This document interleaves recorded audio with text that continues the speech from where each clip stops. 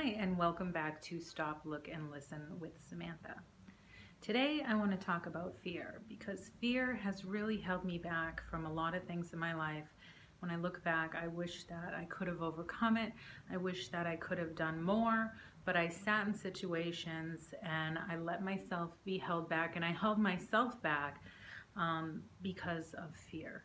All right, so some of the things that could be looked at a bit more when it comes to fear is you might have a fear of losing someone or something. So maybe you kind of refrain from doing what you really want to do or doing what you know is right.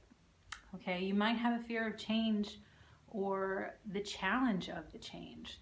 So a lot of times what can happen is when you're faced with something new or asked to do something that's a little out of your comfort zone, you might find yourself making excuses or even kind of talking bad about the people that are kind of forcing you into that change because you're intimidated that you may not do well or of failure. Okay, you have a fear of not being good enough, so you're kind of like taking that and putting it on somebody else because just in case you fail, it's going to be their fault and not yours.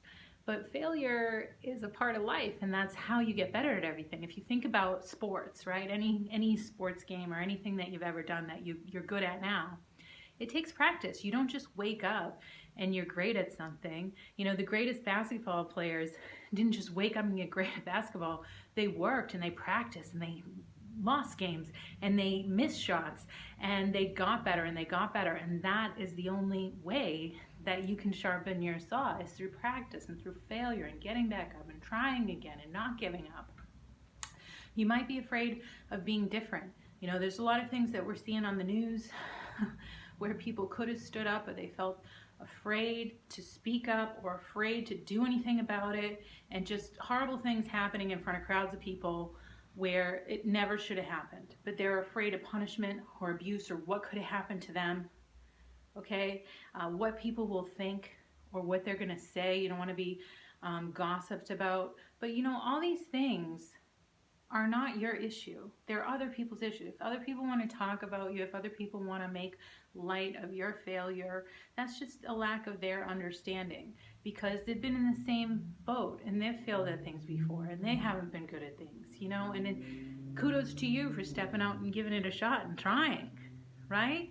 So I just really am like trying to look at myself and fight this fear and just head on go through things and be bold and be wild and do things that I was so held back from before. And I hope that I can challenge you to think a little bit more about it yourself and, you know, overcome your fears.